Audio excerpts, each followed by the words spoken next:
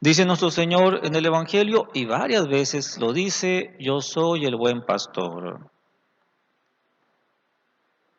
Y los obispos y los sacerdotes que estamos a cargo de una iglesia o de una diócesis, pues hemos de decir lo mismo. Estamos en lugar de nuestro Señor.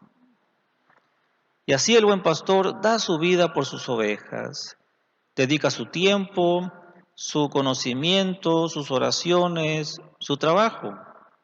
El buen pastor alimenta a sus ovejas con los sacramentos que producen frutos de santidad, con la doctrina sustanciosa, con el ejemplo de las virtudes cristianas. El buen pastor conoce a sus ovejas por el trato frecuente, porque ellas le confían sus problemas, sus dificultades, porque ellas le muestran su alma en la confesión. En primer lugar, el buen pastor da su vida por sus ovejas. Dio su vida San Francisco Javier, dio su conocimiento San Alberto Magno, dio su tiempo San Gregorio Taumaturgo, que cuando lo mandaron a la ciudad para que gobernara aquella diócesis, pues había muy pocos cristianos, tan así que preguntó, pero ¿cuántos cristianos hay aquí? Y le dijeron 17. Empezó su labor de obispo en aquella ciudad, en aquella diócesis, y pasaron años de labor apostólica. Ya muy anciano, ya en su última enfermedad, hizo la misma pregunta. ¿Cuántos no cristianos, pero ahora al revés, ¿no? ¿Cuántos no cristianos hay en la ciudad? Y le dijeron 17. Se había convertido el número. Dios dio sus oraciones San Felipe Neri, San Juan Bosco. Ellos rogaban a Dios para que no se perdieran a los jóvenes que tenían en los oratorios que fundaron. Aquellos lugares tan excelentes donde recogían a niños, a jóvenes, pues que si no fuera por esto, hubieran acabado su vida como vagabundos, en medio de los vicios. Pero ahí aprendieron un oficio, ahí aprendieron a rezar, ahí se alimentó en su corazón ese gran deseo de ser buenos cristianos y de alcanzar el reino de los cielos. Y vaya que muchos lo alcanzaron porque hoy los veneramos en los altares como santos canonizados. Pues San Felipe Neri y San Juan Bosco diariamente rogaban a Dios para que no se perdieran esos jóvenes que estaban en los oratorios. Santo Domingo de Guzmán, que recibió de las mismas manos de la Santísima Virgen el Santo Rosario, pues él nos transmitió a nosotros esto de rezar por la conversión de los pecadores, por la salvación de los moribundos. Funda su orden, la orden de los predicadores, y a través de ellos pues nos llega hasta nosotros esta gran devoción de el Rosario Perpetuo. Dio su trabajo San Martín Caballero, que muchas personas pues solamente lo conocen por lo que se ve en la estampita. Ahí ven a un caballero, un soldado montado en su caballo, dándole una limosna a un pobre viejecito que estaba en el camino. Y no era más que nuestro Señor Jesucristo, que estaba disfrazado de aquel pobre viejecito que estaba en el camino pidiendo limosna. Pero hay muchas cosas más que podemos saber de San Martín Caballero, muy edificantes, como esta que les voy a contar a continuación. Ya en su última enfermedad, ya despidiéndose de este mundo, pues estaban alrededor de él cuantos padres y cuantos feligreses que estaban llorando porque ya sabían que era su última enfermedad. Y le suplicaban dentro de su dolor, le decían que no se muriera, como si uno pudiera controlar eso, ¿no? Le pedían que siguiera todavía con ellos. Y como habían pasado muchos milagros en su vida, pues capaz y sí les concedía a Dios ese milagro, de que se sanara de su enfermedad, aunque ya estaba muy anciano. Pero tanto le insistieron, los que estaban alrededor de su lecho de muerte, que levanta al cielo esta oración San Martín Caballero. Señor, si todavía puedo ser útil a tus fieles, no rehúso los trabajos. Estaba dispuesto a muchos años más entregarse para seguir administrando los sacramentos, para seguir bautizando, para seguir enseñando la doctrina. ¿Cuántas cosas no hizo San Martín Caballero? Pero le llegó su hora de partir y se fue al Padre Celestial. Pues bien, todos los que estamos en lugar de Jesucristo, en representantes suyos en su lugar, que ejercemos un cargo apostólico en la iglesia, estamos obligados a dar todo, a dar nuestra vida, a dar nuestro conocimiento, a dar nuestro tiempo, nuestras oraciones, nuestro trabajo para la salvación de las almas. Es decir, para que las almas cada día conozcan más a Dios, cada día les sirvan mejor y se unan más estrechamente a Dios por la caridad. Es decir, por ese amor sobrenatural, y así cada día renuncien al pecado y renueven la promesa de que van a ser de Jesucristo hasta la muerte. El buen pastor da su vida por sus ovejas, pero también las alimenta. En segundo lugar, veremos eso. ¿Cómo las alimenta? Pues con el alimento más excelente que hay entre varios son los sacramentos. En Cuaresma muchos se confesaron, qué bueno. Y si caen en pecado mortal, ¿acaso van a esperarse hasta la Cuaresma del próximo año para confesarse de nuevo? Espero que no. Muchos comulgaron el domingo de resurrección, el sábado de gloria. ¿Y acaso van a esperarse hasta la Pascua del 2022 para volver a alimentar y fortalecer sus almas? Espero que no. El agua bendita que recibieron el sábado santo se les va a acabar en 2 meses o en 3 meses. ¿Y acaso van a esperarse hasta el sábado santo 2022 para tener más agua bendita? Espero que no. Que la usen todos los días y el día en que se les acabe, pues vengan para recibir o para hacer bendecir más agua bendita y que tengan en su casa este sacramental. Además de recibir de los buenos pastores los sacramentos, la comunión, la confesión y todos los demás sacramentos, también se da el alimento a las almas por medio de la doctrina. Es otro alimento más que alimenta a nuestras almas, la sana doctrina. Sin doctrina, ¿qué pasa? No conocemos a Dios. Y quien no conoce a Dios no se animará a hablarle por medio de la oración. Le pasa como podemos decir aquel alumno nuevo en la escuela. Llega y pues es el alumno nuevo del salón. No conoce a nadie, pues no le habla a nadie. Calladito, no le habla a nadie, pues no los conoce. Así la persona que no conoce a Dios, pues no lo conoce, no se va a animar a hablarle. Pero por la doctrina vamos a conocer quién es Dios.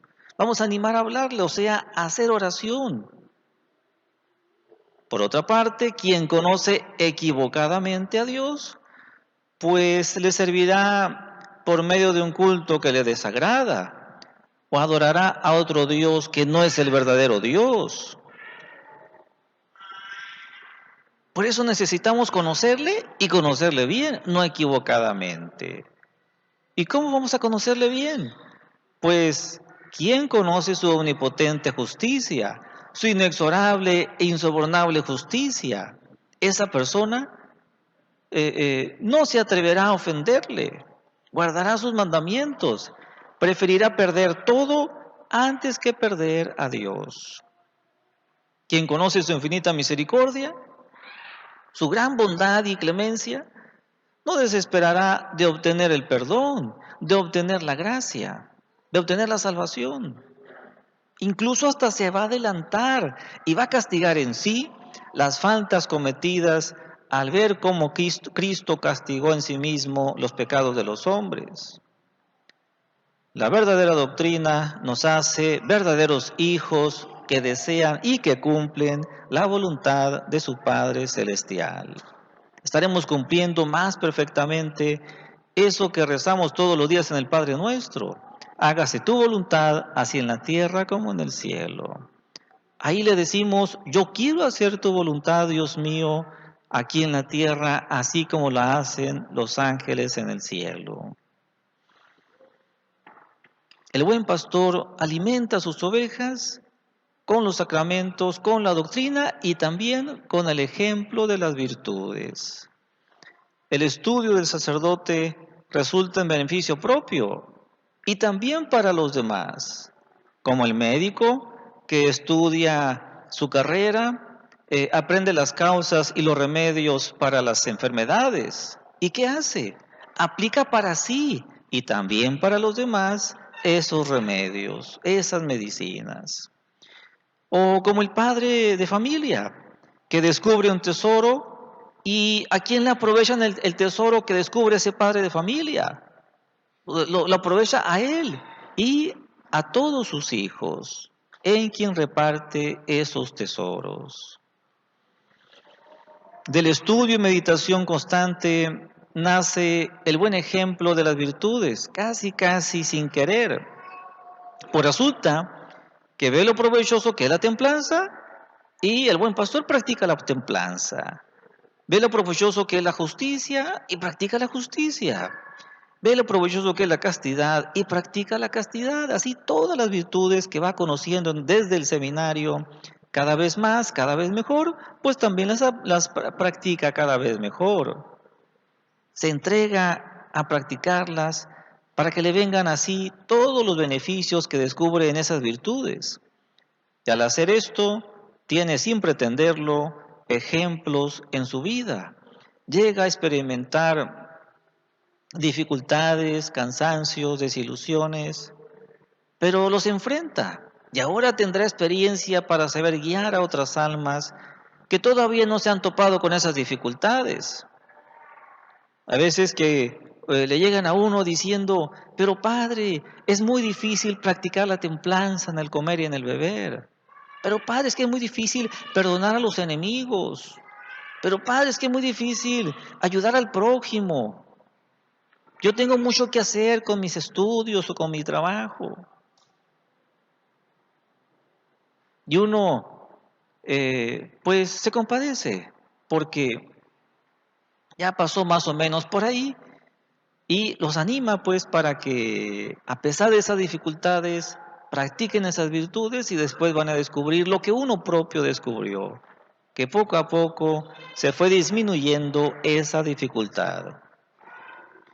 Y si a esto le añadimos la ayuda de la gracia por medio de los sacramentos, pues más que mejor. El buen pastor conoce a sus ovejas.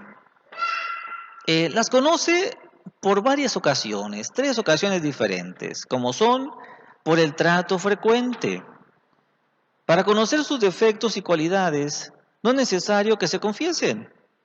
Al tratarlos frecuentemente, pues saltan a la vista lo que uno es, cómo es uno.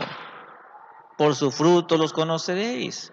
Así que de esa manera pues uno se da cuenta cómo son ustedes por ese trato frecuente. El buen pastor conoce a sus ovejas. ¿Y para qué necesita tratar frecuentemente a las ovejas? Pues para conocerlas. ¿Para qué necesita conocerlas? Para ayudarlas lo más, ayudarlas en lo posible. Jesucristo es el ideal del sacerdote. Uno está bien consciente que jamás va a llegar a ese ideal, pero es una gran responsabilidad disminuir esa distancia que media entre el sacerdote y Jesucristo. Y en la medida en que va disminuyendo esa distancia que media entre nosotros, los sacerdotes y Jesucristo, en esa medida, pues ampliamos las posibilidades de ayudarles a los feligreses. El buen pastor conoce a sus ovejas y otra ocasión para conocerlas es porque ustedes mismos nos confían sus problemas, nos confían sus dificultades. Le confiamos nuestros problemas de salud, ¿a quién? Al médico. Y por ética profesional, debe guardar la reserva de los casos de sus pacientes y poner en juego todos sus conocimientos, todos los avances de la medicina para sanar al enfermo. Le confiamos nuestros problemas legales, ¿a quién? Al abogado, ¿que no? Y él pone en juego toda su experiencia en ayudar a su cliente con las leyes. Pues bien, le confiamos nuestros problemas de conciencia al sacerdote y pondrá él en juego todas las habilidades prudenciales y todos los recursos divinos de la oración y de los sacramentos para ayudar a esa persona. El buen pastor conoce a sus ovejas por el trato frecuente, porque le confían sus dificultades y por último, porque le muestran su alma. Le abren de par el par su corazón, su alma, en la confesión. ¿Qué punto tan delicado es este? ¿Con qué fervor nos rezamos los confesores antes de entrar al confesionario? Aquella oración que dice, Señor, ilumíname para que no abra las puertas al que debo cerrarles y no las cierre a aquel que debo abrir las puertas del reino de los cielos. Y aquella otra parte de la misma oración, Señor, que a otros salve y yo no sea condenado. San Alfonso de Ligorio señala casos terribles, como lo de un confesor que se condenó porque no le exigió hacer restitución a una persona que robó en sus fraudes. En fin, cuando el confesor hace mal su oficio por su culpa, al momento de decir al penitente, ego te absolvo, una voz del cielo le dice al confesor, ego te condeno. Recemos pues para que todos los pastores sean buenos pastores y no se condenen, sino que se salven y nos ayuden a salvarnos. Jesucristo, que es el buen pastor, pero ya no está en el mundo físicamente, solo sacramentalmente en la hostia, místicamente en el prójimo, dejó a los apóstoles en su lugar, da que afirma, el que a vosotros oye, a mí me oye. El que a vosotros desprecia, a mí me desprecia. Y los apóstoles pues sabían perfectamente que no iban a estar en el mundo toda la vida. Iban a crecer, iban a hacerse viejitos y se iban a morir, ya no iban a estar en el mundo. Pero no se hicieron viejitos, porque sufrieron el martirio, dieron la vida por Cristo. Afortunadamente antes de su martirio, hicieron algo que les mandó nuestro Señor, que fue ordenar a otros obispos, a otros sacerdotes. Y eso es lo que se conoce como la sucesión apostólica. Ellos recibieron de Jesucristo el poder de perdonar pecados. Recibieron de Jesucristo el poder de consagrar el vino, el pan y el vino. Y a conferir todos los demás sacramentos. A su vez, pues también a los que ordenaron como sacerdotes y obispos de ellos. Jesucristo es perfecto y no se equivoca. Los obispos y sacerdotes aspiramos a la perfección cristiana y entre más nos acerquemos a nuestro ideal que es Jesucristo, podremos servir más a las almas en medio de nuestros defectos.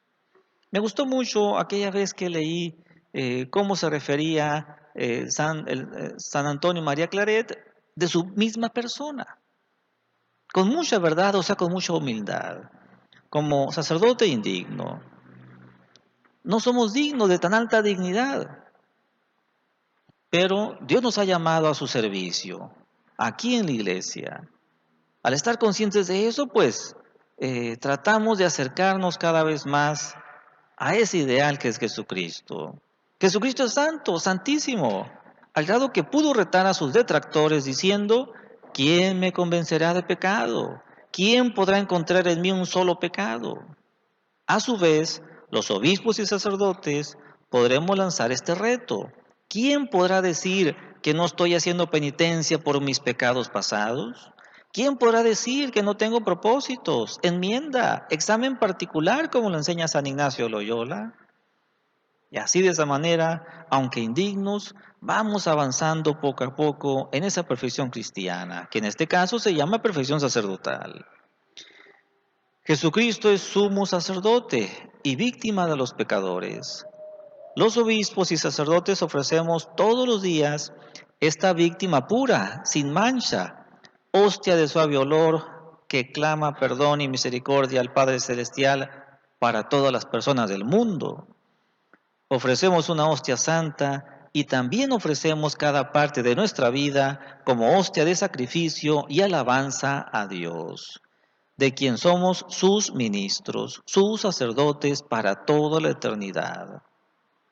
Pidamos pues a Dios y a María Santísima para que suscite muchos y santos sacerdotes. Y ahora que está en puertas una próxima ordenación sacerdotal, intensifiquemos nuestras oraciones por el diácono Fernando Albiter. Así sea. En nombre del Padre, y del Hijo, y del Espíritu Santo. Amén.